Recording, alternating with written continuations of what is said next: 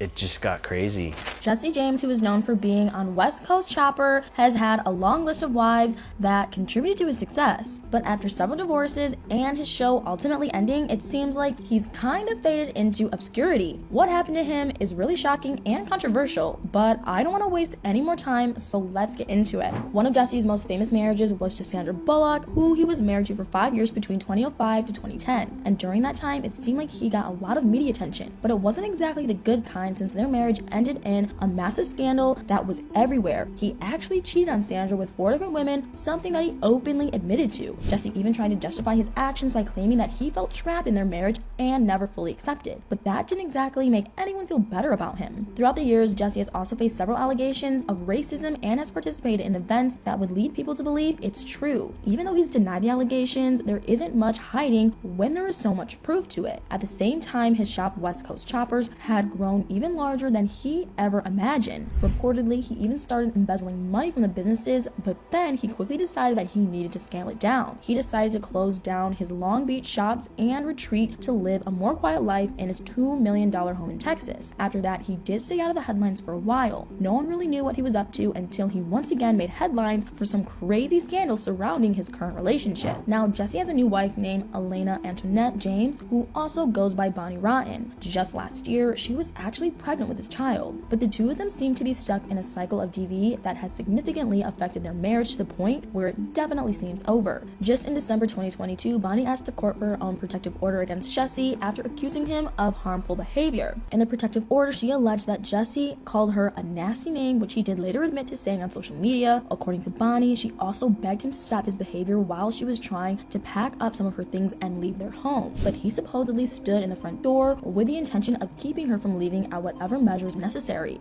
OK Magazine previously reported that Bonnie had actually filed for divorce from Jesse in November of last year, while her first request for the separation coming after being married for just 6 months following some cheating allegations. But after that, she reunited with Jesse in early December before quickly filing for divorce a second time not too long after. Despite these issues, their relationship didn't start off all that bad. They first got engaged in April of last year, and when they did, they posted about it all over social media, with Jesse captioning the picture by saying that he knew the moment he met her that he wanted to spend every day with her. He even said that she was truly his best friend and that the only thing he wanted to do in life was make her happy. The relationship does have an interesting dynamic though, as Bonnie is an ex-adult movie star in her late 20s, while Jesse is now in his 50s, so there's a massive age gap between the two of them. But that didn't stop them from pursuing a relationship, which seemed to happen fast. The two of them got married shortly after getting engaged. They tied the knot in a small ceremony, celebrating with close family and friends. The whole thing was, of course, shared on Instagram as well, where Bonnie continued to gush about her new husband. While talking about the wedding day, Bonnie said that it was the most magical day of her life and that she was so thankful to those who could join them on their day of love. On top of that, she also said that she really found her soulmate and that she wouldn't be letting him go anytime soon. Unfortunately, those words are bittersweet now looking back on them, considering all the things they've been through in recent months, and it's really so bad to see their marriage go downhill so quickly.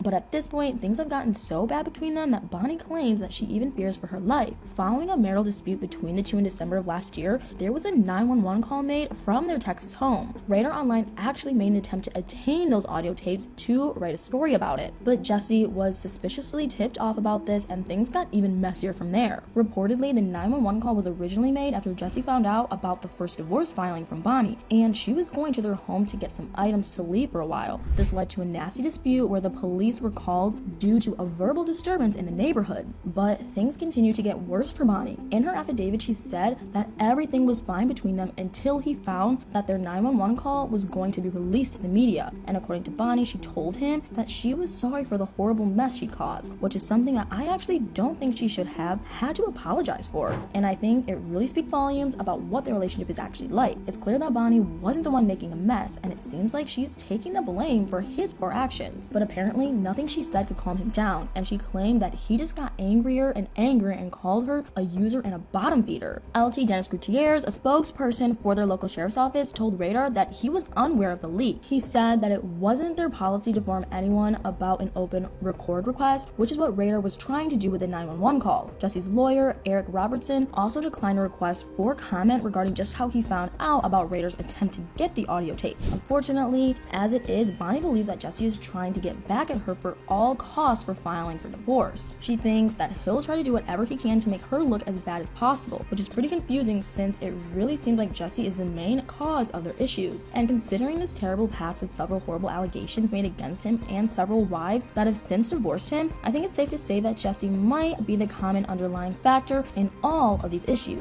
What's even more interesting and seriously disturbing is that it seems like the apple doesn't fall far from the tree. Jesse's son was also recently involved in DV allegations of his own. His son, Jesse Eli James, was actually sentenced to 2 days in jail in May of last year as he pleaded guilty to harming his ex-girlfriend, Lucy Peterson. Lucy also made a claim for a protection order and said that she feared for her life and was worried he would retaliate for her getting him arrested. The judge even agreed with her and granted a lifetime order of protection, but he immediately violated it by sending her several threatening messages. While this might not have anything to do with older Jesse, there's no doubt that some less than desirable habits have been handed down to his son. And with all of the scandals he's been involved in throughout his life, the fact that he still can't seem to take accountability tells us everything we need to know. Luckily for Bonnie, it seems like she was able to get out of the relationship. At this point, I feel like he's probably looking for his next wife already. Wow, I'm not sure it's a good idea, but what do you guys think? Do you think that Jesse passed down his terrible behavior to his son? Why do you think he blew up so badly at Bonnie when he found out about the 911 audio call possibly getting leaked? Let me know in the comments below.